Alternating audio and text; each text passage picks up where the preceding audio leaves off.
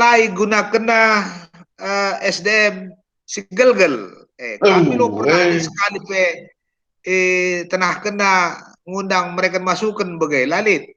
Iya. Jadi kami kurang lah. Artinya memang mezile ngasih bahannya, tapi ya dimanfaatkan lah SDM si pernah bekerja di GBKP. Mungkin. Tapi perlu sidang sinode membuat catatan mengenai abdi sabda dalam satu klausul. Apakah itu pesan sidang sinode? Artinya ini adalah satu sekolah institusi yang memang foundingnya itu adalah GBKP. Cakap-cakap cerdas penuh inspirasi, bercerita, bertukar pikiran untuk masa depan, menuju keberhasilan dan kebaikan. Cerdas itu nama programnya. Cerdas, cakap-cakap cerdas penuh inspirasi. Cerdas menerapkan temuan Judith Glaser PhD tentang conversation intelligence bahawa cakap-cakap cerdas bisa meningkatkan imunitas dan mendorong daya cipta.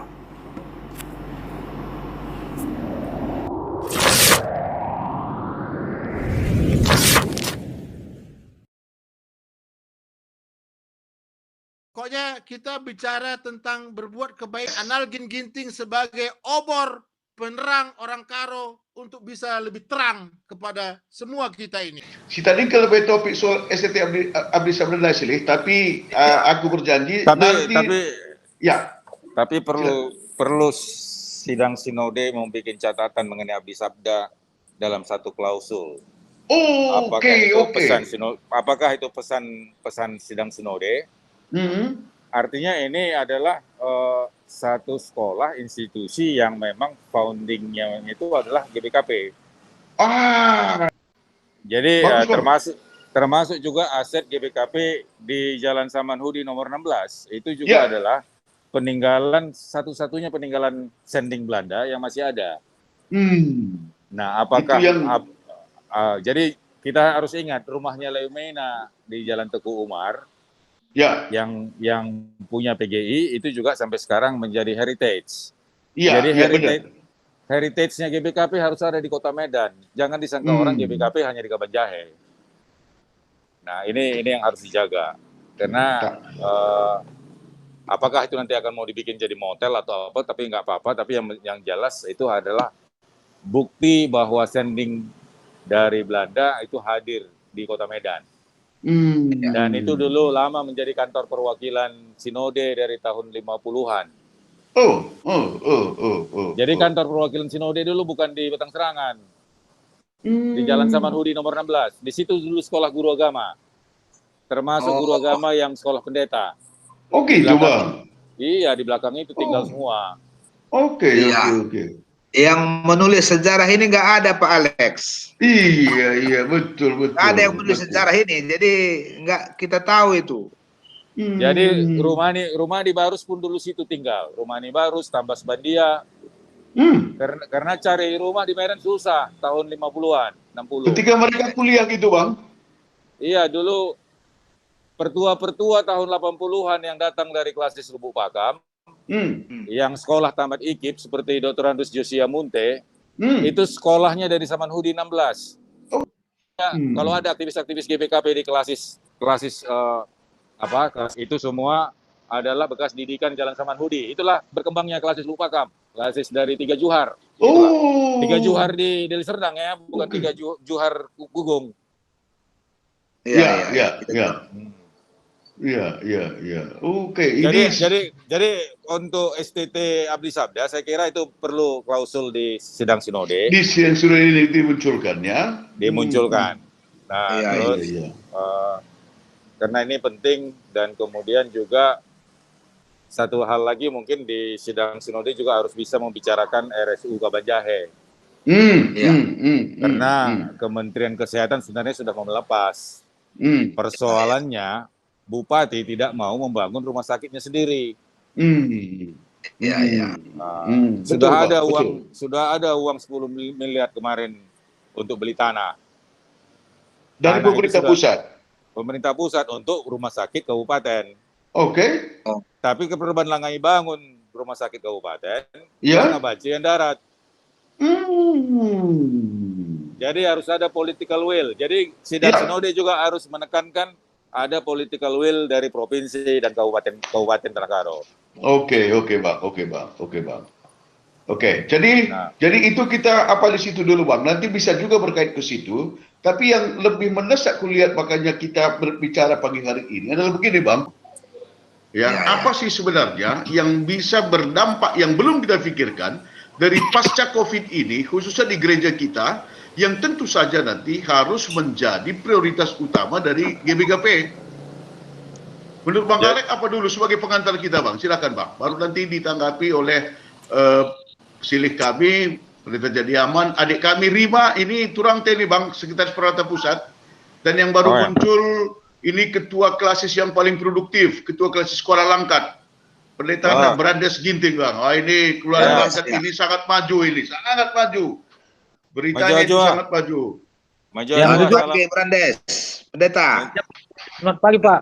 Ini cara ganti sih, Pak. Terlambat sedikit nih. Oke, Lodali. Jadi pertama ini untuk Bang Alek lah sebagai pengantar, apa sih sebenarnya yang situasi Abang lihat sebagai situasi yang harus dihadapi GBKP pasca COVID ini nanti, Bang. Dan karena itu nanti akan menjadi fokus, menjadi magnet apa yang harus dilakukan seluruh pelayanan kita mulai dari Madraman sampai ke Runggun-Runggun. Ini sesuatu yang datang dan kita tidak bisa elakkan lagi nih, Bang. Silakan, Bang Alek. Ya, Mujajua, salam kenal. Salam jumpa kita kena. Jadi Genduari kita bersituasi pandemi COVID-19. Jadi pandemi COVID yang belum pernah kita alami. Perban pandemi terakhir 1918 itu adalah pandemi influenza, labo pandemi corona. Jadi Anda pengalaman ban tegrina di 100 tahun terakhir. Jadi Anda ngordalan 10-2 bulan. Dan dalam keadaan kondisi 12 bulan ini, kasus positif, kasus kematian masih berjalan walaupun melandai. Tapi melandai ini bukan berarti kita sudah menuju bahwa kita mengakhiri pandemi. Belum. Karena apa? Karena jumlah kasus di provinsi, kota, dan kabupaten ini masih terus meluas. Dan yang kedua, munculnya varian baru. Karena seperti kita ketahui bahwa virus ini sangat mudah bermutasi dan sangat mudah berevolusi. Dan kalau dia bermutasi, bisa saja obat dan vaksin yang sebelumnya, yang existing, tidak bisa berlaku kembali. Dan tidak bisa digunakan. Oleh karena itu, penyakit ini akan terus berjalan terus. Itu nomor satu. Dan salah satu untuk menghentikan penyakit ini adalah kita harus mengimplementasikan 3M. Jadi jaga jarak, pakai masker, cuci tangan, ini harus dilakukan dengan ketat. Karena virus ini akan bereplikasi, akan tumbuh terus sepanjang kita masih saling menularkan. Ini yang tidak sebawahi. Sepanjang manusia masih saling menularkan, virus ini akan terus bertumbuh, berkembang, dan kemudian juga bermutasi. Jadi kata kuncinya itu adalah kita harus meletakkan 3M dalam kehidupan sehari-hari. 3M ini kata kunci. Jadi termasuk inilah yang utama untuk menghentikan penularan. Yang kedua, vaksin itu hanya untuk meningkatkan imunitas. Dan cakupannya itu lebih kurang 60-70%. Artinya tetap menular, tetap bisa sakit, tapi sakitnya tidak parah. Ya, severity of illness-nya itu nggak tinggi. Seperti jadi flu. Lama keleksa, tapi tetap sakit. Jadi itulah gunanya vaksin. Iya. Jadi oleh karena itu maka kita ini masih dalam situasi pandemi. Ya, jadi pandemi ini berdampak kepada kita semua, baik secara sosial, ekonomi, pendidikan, agama, memberikan dampak, membuat kita semua menjadi downgrade. baik di dalam kesejahteraan dan sebagainya. Oleh karena itu, semua sistem, semua instrumen yang mengatur kehidupan kita, baik dalam pendidikan, baik di dalam agama, baik dalam sosial dan ekonomi, harus menyesuaikan dengan situasi pandemi. Jadi harus menyesuaikan. Inilah yang disebut dengan adaptasi kebiasaan baru. Jadi termasuk juga berdampak kepada budaya. Misalnya sekarang bukan satu kebanggaan lagi kalau pesta kawin itu 1.000 orang. Ya, kalau dulu ukurannya justru sekarang. Kalau dulu ukurannya hadir 1.000 orang. Tapi sekarang ukurannya adalah bagaimana setiap pesta perkawinan itu bisa menerapkan protokol kesehatan dan kemudian kehadiran kita itu bisa secara online, bisa offline. Jadi kalau kehadiran kita bisa online dan offline, termasuk juga pertama kita juga bisa hadir secara online dan offline. Bahkan lebih cepat. Bahkan lebih cepat. Termasuk juga dalam acara duka cita perkabungan. Perkabungan Pegunduari harus banci tafsirkan kehadiran secara online offline. Dan pertangis juga harus hadir. Jangan pertangis itu hanya ada kalau kita online, kalau kita offline. Online juga kita sudah ini. Jadi termasuk juga dalam ibadah-ibadah kolektif pun harus bisa hadir secara online dan offline. Jadi inilah salah satu bentuk kehidupan yang baru. Dan kemudian juga banyak instrumen-instrumen lain yang harus menyesuaikan, termasuk pendidikan. Memang akan ada proses tatap muka, tapi juga hadir hanya 40%. Ya, betul. Jadi kalau hadir 40%, 60%-nya itu adalah online, 40%-nya harus offline. Dan semua guru-guru harus sudah divaksin. Dan semua perangkat harus. Jadi inilah dampaknya. Jadi ada berdampak juga terhadap kehidupan gereja. Ya. Iya. Kehidupan tugas panggilan gereja juga harus bisa ditafsirkan dan dilaksanakan dalam bentuk adaptasi kebiasaan baru. Nah, contohnya misalnya perkunjungan jemaat, perkunjungan pastoral, apakah harus hadir secara fisik atau hadir secara online? Kemudian kalau di Jakarta PJJ itu sudah banyak sekarang kegiatannya secara online dan dianggap itu sah. Secara spiritual juga dengan online itu dianggap Roh Kudus itu hadir. Jadi 2 atau 3 yang berkumpul itu bisa sekarang ditafsirkan. 2 yang 3 berkumpul itu aku hadir di tengah-tengahmu. Itu secara online juga bisa. Jadi teologianya juga bisa kita terima gitu. Inilah yang sebenarnya yang harus bisa kita rumuskan untuk memasuki sidang sinode ini. Dan sidang sinode ini adalah sidang sinode dalam kedaruratan medik. Sidang sinode di dalam situasi yang tidak normal. Sehingga kita tidak bisa melaksanakan sidang sinode secara reguler menurut tata gereja yang sudah diatur selama ini. Kan itu yang harus kita lihat. Karena kalau menurut sidang tata gereja yang ada, sidang sinode itu harus kita mengumpulkan sesuai dengan delegasi masing-masing yang sudah diatur. Dan kemudian ada berbagai sidang-sidang kelompok dan berbagai pemilihan-pemilihan dan proses pengambilan keputusan yang membutuhkan kristalisasi ataupun membutuhkan berbagai kolaborasi yang mungkin tidak bisa kita capai dengan online. Oleh karena itu memang di dalam memasuki sidang sinode ini seharusnya ada 2 hal yang harus kita lihat. Satu, harus ada amandemen untuk mensahkan sidang sinode ini dalam konteks kalau dia dikerjakan online. Karena tata gereja kita nggak mengatur online. Tata gereja. Jadi dia amandemen dulu tata gerejanya, Pak? Seharusnya demikian, karena kita kan berbadan hukum. Kalau nggak berbadan, karena kita berbadan hukum, semua proses legislasinya harus sah. Jadi harus sah. Jadi sama seperti KLB Demokrat dan KLB yang ada sekarang di Sibolangit. Itu kan keabsahannya kan harus ada legalitasnya, ada prosesnya. Karena apa? Berbadan hukum. Jadi gereja itu kan adalah dua badan. Satu dia sebagai tubuh Kristus, sebagai persekutuan jemaat, tapi satu lagi dia kan adalah berbadan hukum yang berkedudukan di Kaban Jahe. Kalau dia berbadan hukum, berarti dia punya konstitusi. Konstitusinya itu tata gereja. Nah, ini yang pernah sudah saya sampaikan ke moderaman pada waktu pertemuan kemarin, tapi mungkin tidak terkejar. Itu nomor satu. Terus yang kedua, tata tertib persidangan.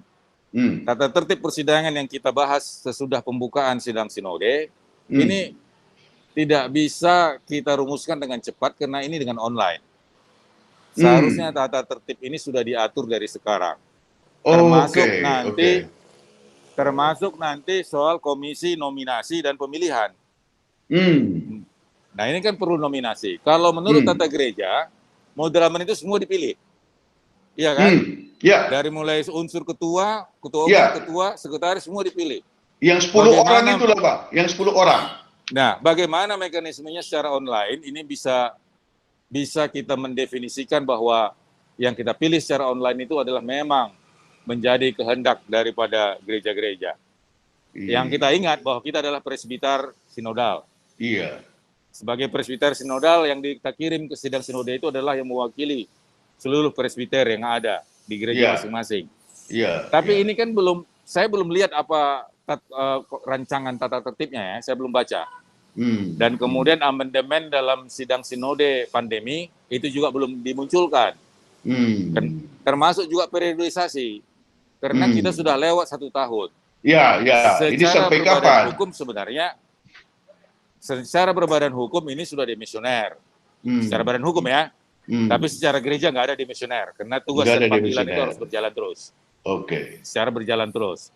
Tetapi secara berbadan hukum, ini perlu ada legitimasi. Kenapa? Karena kita kan menyangkut aset, menyangkut keuangan. Banyak sekali. Keuangan itu kan diatur untuk periodisasi 5 tahun. Ada pertanggungjawaban. Kalau di perusahaan itu pakai KAP lagi dari kantor akuntansi publik. Termasuk juga bagaimana mengatur SDM. Nah, ini belum diatur. Jadi yang kita khawatirkan adalah jangan sidang sinode ini nanti hanya bermuara kepada pemilihan, tapi tidak bermuara kepada substansi. Betul, Bang. Terlebih GBP kita, garis besar pelayanan kita, harus mencantumkan bagaimana kita supaya survive dan eksis di tengah-tengah pandemi ini. Itu satu. Bencana yang kedua adalah Gunung Sinabung yang belum selesai. Ini juga menjadi pemikiran GBKP untuk bencana kamu. Yang ketiga, bagaimana dengan warga GBKP yang sudah meninggalkan tanah kelahirannya oleh karena desakan ekonomi tahun 90-an, 2000, yang sekarang ada di Kalimantan, mereka tetap survive di tengah-tengah pandemi ini. Jadi mereka yang menanam sawit karet di Riau, Sumatera Selatan, bahkan mereka yang sampai di Kalimantan, Pontianak, Palangkaraya, mereka eksodus karena pertumbuhan ekonomi Indonesia bagus waktu itu. Sekarang dengan pertumbuhan ekonomi yang sekarang ini, dengan adanya sekarang pandemi ini, kita turun. Pertumbuhan cuma hanya berapa persen, nggak sampai 5%. Nah, ini siapa yang mengadvokasi mereka? Seharusnya gereja harus bisa mengadvokasi mereka, karena gereja juga yang mengadvokasi waktu mereka eksodus.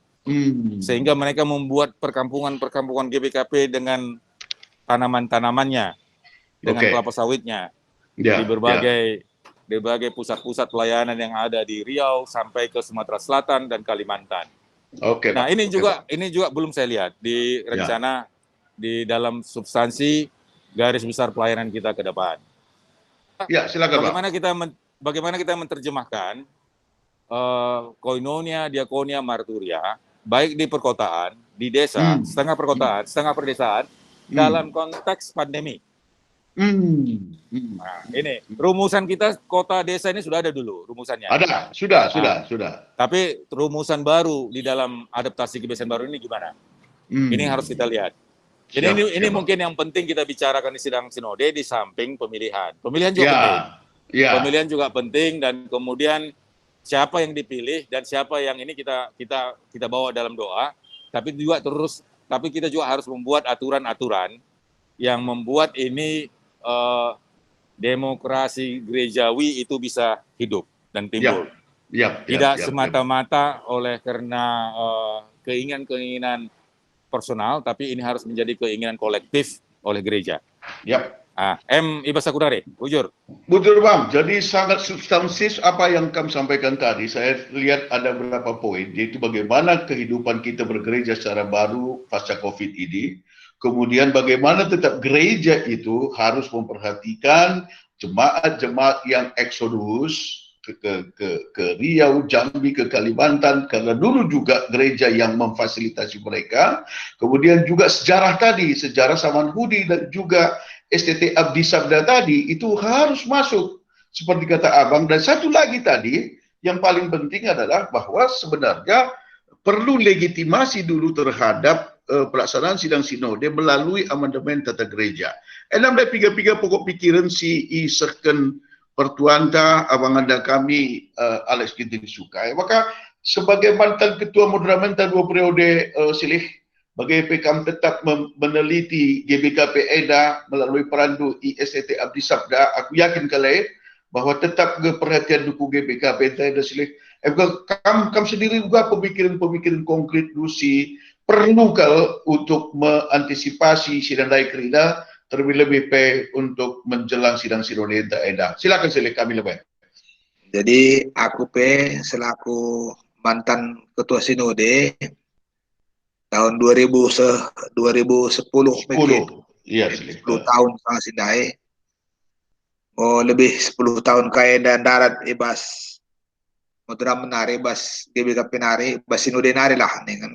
Bas struktur. Mengamati perkembangan luar biasa GBKP dah.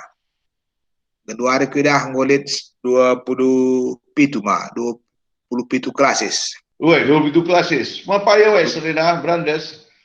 Ya, 20 klasis. Ya, 20 klasis mungkin. Anggota penggo kurang lebih 350.000 mungkin. Kurang lebih lah.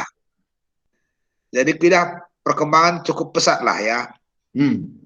Nah, tapi memang kita bagi si katakan Pak Alex naik arahnya lah jelas GBKP dari babak kuda ya. Sebab kedua hari itu dah GBKP selain di Tanah Karo ngoben di luar Tanah Karo situ tadi. Jadi memang klasis tapi tasa labo buen kuakap di luar Karo klasisnya. Jadi ini juga harus jadi bahan perhatian khusus lainnya. Maka sepedua akan fokus moderamen kuidahena ya hanya mementingkan gelahardal saja program bagi ya. Lalit kuidah visina termasuk IJ alit masalah-masalah internal gerejawi tidak segera diselesaikan. Nah, jadi kami perlu jadi bahan perhatian lah sebab anu bagai kari keutuhan gereja telah terganggu bagai ya. Nah, jadi dibandingkan zaman kami 10 tahun dai di situ ada piga masalah ini terjadi tapi segera diselesaikan. Katakanlah masalah di Litua mungkin. Jadi telu gereja di Litua jadinya di Litua Timur Rasnogio. Tapi itu terjadi arah mekanisme gerejawi dan berkembang berbagai ia tetap aman bagi ya. Lalit konflik. Kai maka bahan sebagai moderamen sedang terjun langsung ke lapangan. Mengikuti gejolak lapangan. Kami hadir sendiri di gereja Nogio sangat senai ijelit protes ibas kalangan tertentu batalkan pelantikan Runggun nina. Maka aku sendiri katakan batalkan situ dah saja adalah kita setuju nih. Lah suruh saya sedai pelantikan Runggun gereja bagaimana. Maka kami hadir langsung ibas masalah kok mungkin Siti ya katakanlah koreksilah nandangi moderamen si kedua. Laya terjun langsung menangani masalah. Laya langsung pakai perantara bagai. Kok situ nasi perlu si nen bagailah. Iya. Maka si kedua akan lay gunakan SDM si gelgel Kami lo pernah sekali tenah kena ngundang mereka masukan bagai lalit. Jadi kami kurang lah. Artinya memang mezile ngasi bahannya, tapi ya imanfaatkan lah SDM si pernah bekerja di GBKP. Mungkin bila perlu dipakai untuk menyelesaikan masalah bagai ya. Jadi kuanggap ada si kurang sepeduakan bagai lah. Emang kasih petelukan kuakap memang bahasa gereja tena nggak perlu sejenis pembinaan SDM si terarah lah. Kedua tidak pendeta go terem bagaimana. Dari segi kuantitas lebih kuakap sekitar 700 murid sarjana teologi ya bahasa GBKP. Tapi bahasa recruiting sitik ngencai terima. Sekitar 20 ngencai terima. Padahal si lulus litai 200 setiap tahun si lulus 200 sekarang setiap tahun. Iba skrina institusi STT sidit bagilah. Jadi kalau menumpuk ijaz itu na STH si memang menghulika begandai detaserkan ya lebih guna lebih pematangan. Tapi NDP kok perlu kangeda manage lebih bagus lah. Maka sepuluh akan talenta pendeta NDP ngor bagai-bagai bidang studi NDP bagai-bagai NDP lengai manage dengan baik. Iya. Maka pendidikan MTH penggulit, MM penggulit, MA pelit, MMin pelit, MDiv pelit, lain dari lola dengan baik. Nah, maka studi lebih NDP perlu kangeda jadi bahan perhatian. Maka guna tenaga pengajar lah, dokter, ini perlu direncanakan bidang-bidang kaisi perlu. Katakanlah sebagai contoh, mungkin aku bulan Pitueda ngo 65 tahun, ngo harus darat abis abdanari. Bidang studi perjanjian baru lalu pengganti gue, ibas gue bidang binari, lalu pengganti gue. Maka lahir rencanakan dengan baik untuk pengadaan dosen-dosen ini. Kalah kita bagi KPS, ia agresif kali soal pengadaan dosen. Nah, jadi dokter nape ngo entreme kantor pusat nape terem doang si lengai tempat kene. Sasarna gua bisa dengan krina. Jadi enak mungkin. Jadi perbedaan kang naman banta GBKP. Maka tidak sada nari soal pendidikan.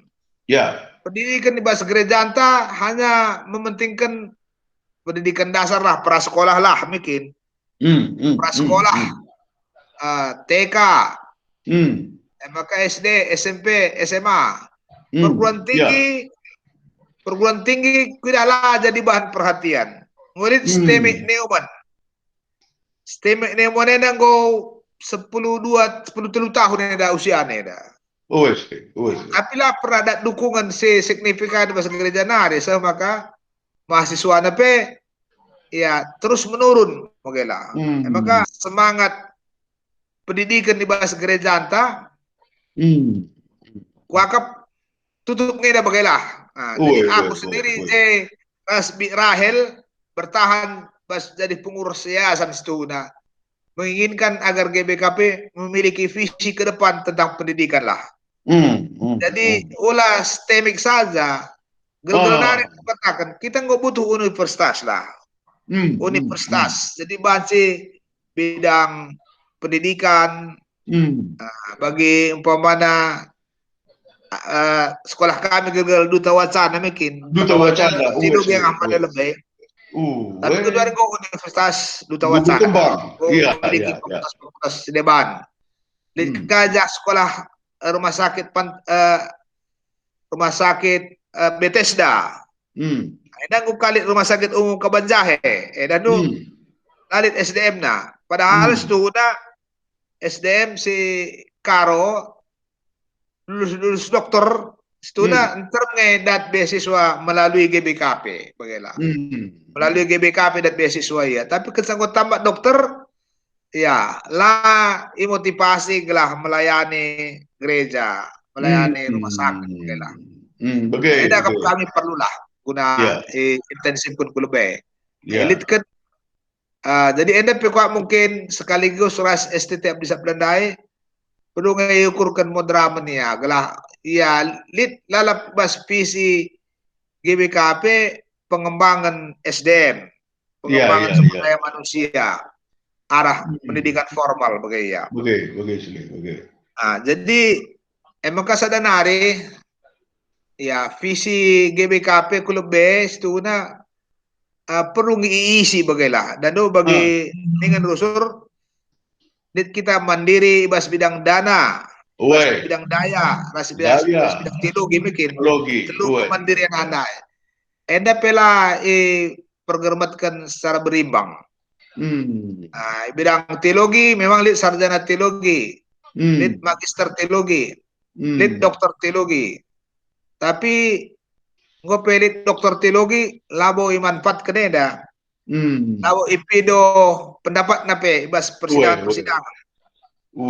ada hal siku ingat ya sangat aku ketemu drama sangat sidai pernah undang jadi konsultan ya tamu sidang sinode gereja Rhineland mewakili Asia sangat sidai ketua sinode GBKP undang kuda menghadiri sidang Rhineland ijah dailit tidak ibas persidangan nah unsur akademis ada kok warisan Calvin Gelgel si gelari doktor mungkin doktor nih na ibas jabatan gerejawi doktor dia akan ras pertua ija ipido ke nasihat akademisi nandangi persidangan pernah kangen aku usulkan kubas sinode pe sangat sedai ya perlu kuakapan kena lagi yang mereka pandangan mutakhir tentang teologi silit genduari rasku ke depan lalu bagai kita tetap connect ras pandangan teologi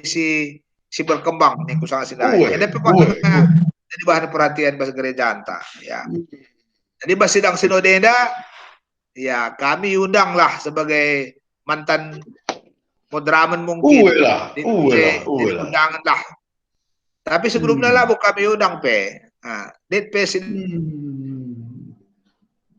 sidang gerejawi labu kami undang maka labu peran kami nenangi perdalan GBKP begitu sini ada bidang daya soal dana sangat zaman kami 10 tahunnya ukurkan kami kalau kugagalah lid penyandang dana sebagai membackup keuangan ta tapi ada sangat sidai ngolit komisina ngoy usahakan lid kebun goda tanah na 600 hektar sangat sidai ya ngomenda sudah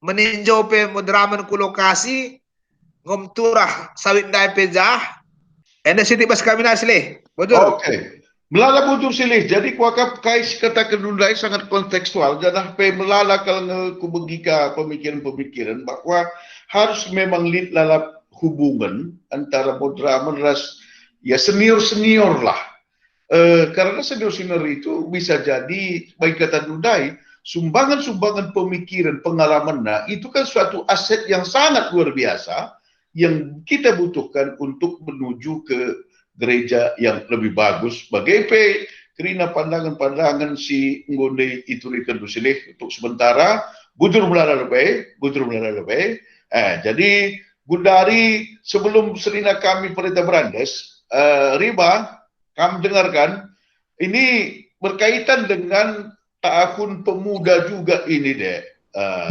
pemuda bagaimanakah melihat GBKP kita saat ini dari sisi kaum muda gereja yang tahun ini menjadi pusat dari seluruh pelayanan kita untuk menjadikan anak muda jadi berkat. Pikiran itu bagaimana, harapan itu bagaimana, dan ketidakpuasan itu bagaimana kalau ada gitu. Silakan Rima. Ini kamu mewakili Permata tentu saja. Oke, terima kasih Pak. Yang pertama sebenarnya gini Pak, pribadi dan secara organisasi kita Permata GBKP untuk tahun ini sangat senang dengan tema diangkatnya tahun generasi muda menjadi berkat. Gitu dalam prosesnya juga kami dengan Modramun khususnya dengan Kabid juga, Kabid Koinonia banyak diskusi, kita juga banyak apa ya Pak, maksudnya banyak komunikasi lah, ditanya seperti apa yang kita inginkan. Jadi komunikasinya itu berjalan dengan baik. Dan apa ya, ruang buat kita berkarya lebih lagi itu dikasih besar buat kita. Tinggal buat teman-teman permata GBKP, seberapa besar kita mau berkarya di tahun ini gitu. Karena semua kesempatan itu sudah dibuka. Kalau dulu permasalahan kita ketika kita mau berbuat sesuatu agak sulit ya Pak, gitu kan, karena masih dipandang sebelah mata atau mungkin dianggap belum saatnya gitu. Nah, saat ini sudah dibuka. Nah, seberapa berani kita untuk melakukan dan mau berbuat gitu. Dan komunikasi itu tadi sangat luar biasa yang kita rasakan. Sebenarnya bukan hanya tahun ini, tapi tahun-tahun sebelumnya juga kita tetap komunikasi baik ya kalau di tingkat pusat ya Pak.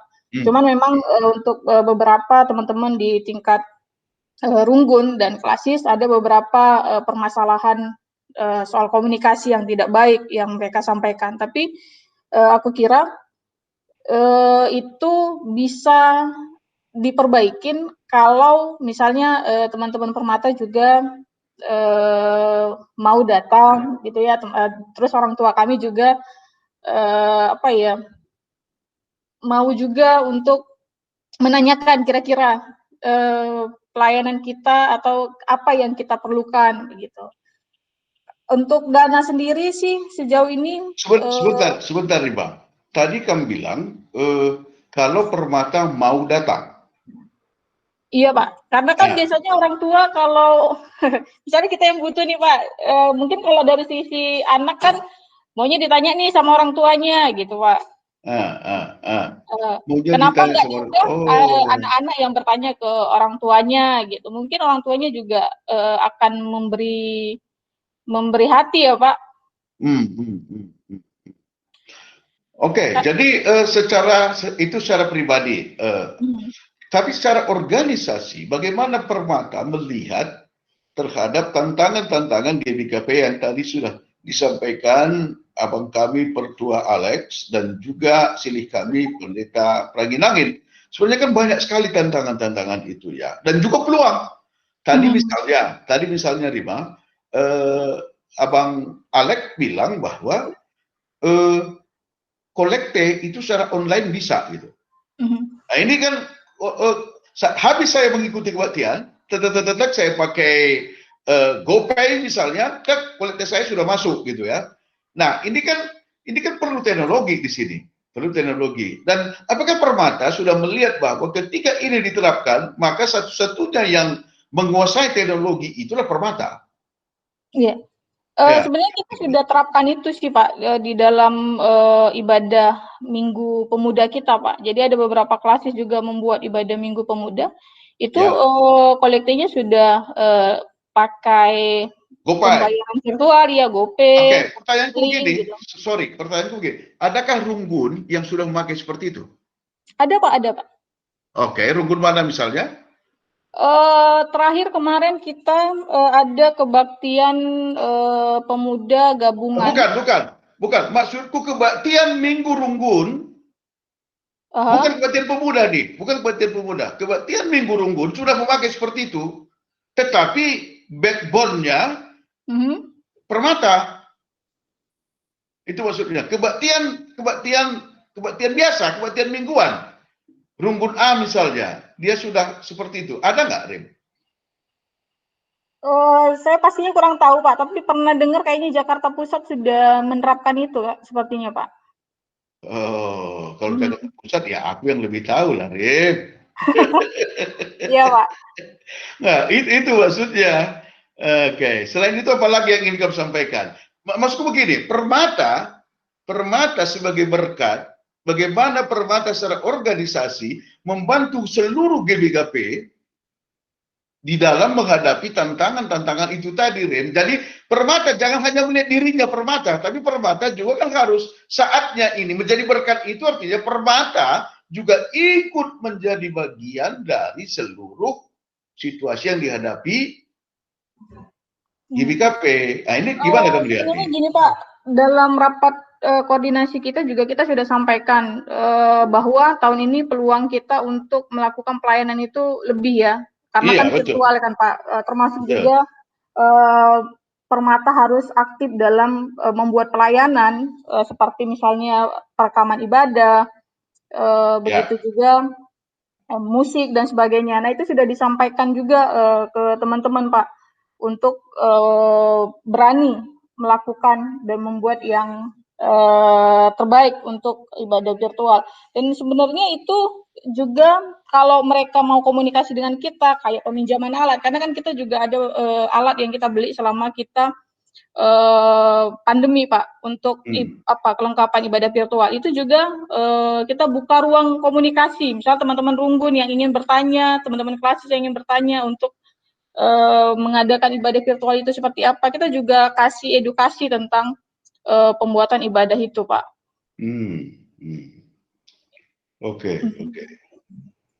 Oke, Rima, itu dulu ya. Makasih, Dek. Sekarang aku tanya kamu, Serena, Ketua Klasis Kuala Langkat, Pendeta Brandes Ginting, si hadapi itu, si rasakan itu sebagai tantangan, rasa harapan di Kuala Langkat misalnya. Memang bagi kata kudai, kami dengar sebagai Klasis Kuala Langkat sebagai klasis yang sangat banyak progresif yang dialami, ya, maka secara keseluruhan lahannya Kuala Langkat Serena, ngerana kamu dah klasis deban bagi, nainggo isahkan tiga sekarang lebih bagi silih rasawang kami, abangka tantangan-tantangan dan perhatian-perhatian yang ke depan ini harus lebih diperhatikan lagi oleh gereja. Adik kamu juga akan melihat Serena ya, silakan. Unmute dulu lebih. Ya, jadi bujur kesempatan Enda. Ya, jadi kami mulai lebih dari situasi COVID sehingga hampir setahun mungkin. Hampir setahun kita lalui baliras konteks kelenglengan di zaman Nuh mungkin hampir setahun. Ya, maka nih kami bahwa akibat COVID dunia sedang mengalami kegaduhan. Dunia sedang sakit ekonomi, sakit sosial, sakit budaya. Bagi kais katakan abang dai pertua yang membuat kita harus beradaptasi. Harus kita beradaptasi dalam situasi, misalnya dalam ibadah. Di selama kita tertantang bahwa lid ngejelma kebatin lakak nepuas mereka tantang nagal ketika ibadah ningen ibas persoalan laju Pak. Jadi tidak ada tantangan, maka belajar dari mensurvei, ya bahan lebih online, bahan cetak, dunia live streaming, berkembang. Jadi dalam harus sebagai permata, terlebih tahun generasi muda menjadi berkat, harus merubah kita, permata harus tampil, jelas sebagai pemimpin, uga banci gereja, mampu memberdayakan setiap potensi yang ada dalam rangka maka kedua kan laban silang akibat teknologi NDP karena berubah situasi gereja situasi COVID. Situasi COVID ya termasuk persekutuan tapi ngowalanai banci persekutuan berbasis ngumpul ngenca tapi berbasis relasi. Dari segi sisi litkang positif dalam arti situasi COVID enda banci kita begenda melalui virtual Zoom meeting. Tapi gereja kan laka banci persekutuan tak hanya kulit tesa yang jumpa tapi harus kang lead perjumpaan. Tapi laka banci kita bahas hal sienda kami si pertama menyangkut pendidikan maka ungkapan pendeta tandai. Ya, dalam situasi COVID, rumahku adalah sekolahku, orang tuaku adalah guruku nina. Jadi pindah kami jadi tantangan kang, maka kami dalam rangka misalnya ya himbau kami melalui pendekatan, cobalah setiap kerunggun membuat paling tidak jaringan WP ibas gereja. Karena banci fasilitasi kirim anak-anak si banci belajar dari rumah tapi gereja, segala anak banci gereja menjadi berkat. Maka seterusnya dalam rangka Senandai menyangkut kubas Sienda bahwa sebagai pemimpin gereja, bahwa pemimpin dalam arti seorang yang mempunyai kemampuan untuk memimpin orang lain untuk mencapai suatu tujuan. Untuk mencapai suatu tujuan, maka dalam konteks gereja, kelas lebih kami beranjak dari pergumulan, berdasarkan pergumulan teologis. Misalnya aku sebagai ketua klasis, ya, tahun 2013 setahun lebih jadi ketua kelas, kriken prode, kita ketua kelas di depan Golben Laus, aku nuruskan 2013 sampai 2015, dan sampai 2015 sampai ke 2020, akibat COVID tambah tahun lagi, diperpanjang dalam rangka memimpin dai, ya harus lebih sebagai pemimpin adalah kemampuan mempengaruhi. Jadi sederhana, pemimpin adalah gereja, orang yang dipanggil dari gelap ke terang, kumpulan orang-orang yang dipanggil dari gelap ke terang, maka sebagai pemimpin mampu memberdayakan sesuatu iba suleyahna guna mencapai apa yang diimpikan melalui visi dan misi. Maka kami jeda dalam konteks kelas sekolah angkat B, pergumulan kumbereda 2013 aku ketua klasis, krina jeda langalin gelgel rumah pandita atas gedung KKR. Oke. Maka talabana tading rumah jemaat. Rumah jemaat ya kadang-kadang mulai ke rumah akan merepotkan tengah beringin dah berjuk karyawana perasaan pendeta. Jadi ketika menjadi pemimpin, aku harus mampu memberdayakan dalam rangka ya aku harus membuat target sampai 2015 harus paling tidak 3 rumah pendeta siap atas gedung KKR.